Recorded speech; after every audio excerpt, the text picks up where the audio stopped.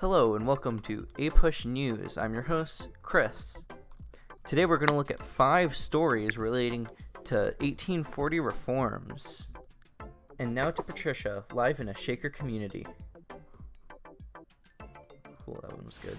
Thank you, Chris. I'm here with Mr. Taylor in a Shaker community. Can you tell me more about your society? Yeah, here we separate ourselves from the worst parts of society. We are religious, avoid sex, promote equality, and make furniture, making us a utopia. So you say you avoid sex. Can you elaborate on that? It's no good. We free ourselves from the temptations of sex and drinking here. Wow, what weirdos. Back to you, Chris.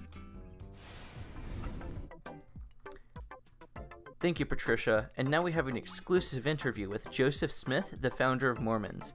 Back to you, Patricia.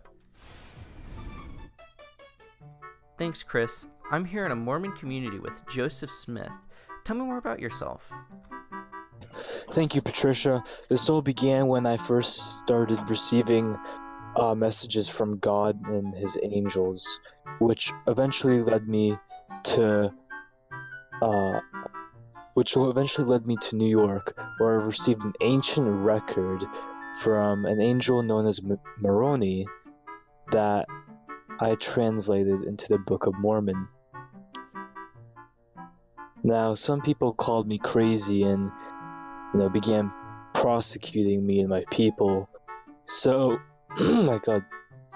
So we moved west, and we kept moving west until we reached Salt Lake City, Utah, where I finally started a community of Mormons where we could all be accepted.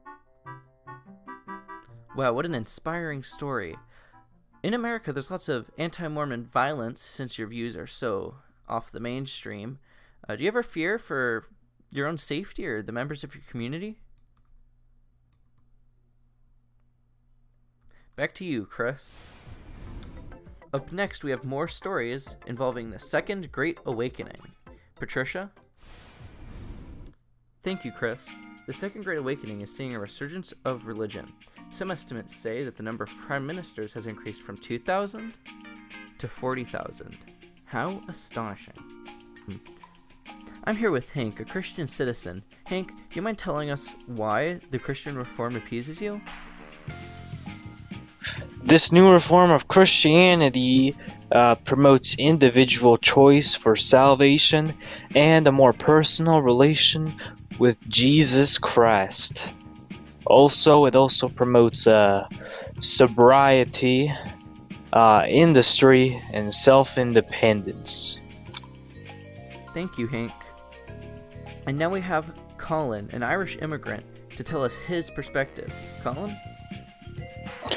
Well, personally, I find this reform, horrible, because as an immigrant, I'm Catholic, and all this reform is Protestant in nature, and also they promote things like sobriety, which I personally do not lack, because as an Irish person, I stereotypically like to drink.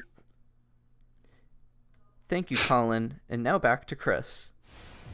Thanks, Patricia. Up next, we have a story coming from a recently built jail. Let's see Patricia at the scene. Thank you, Chris. I'm here with Colin Terror, former teacher. Colin Terror, how does it feel being free now? I'm not free. I'm in jail. What are you talking about? Well, here in jail, you're free from the temptations of sin. True. Now that I'm in the insane asylum, I'm free from all the sins of the outside world. What an inspirational story. Back to you, Chris. Wow, Colin Terror really seems like a nice person.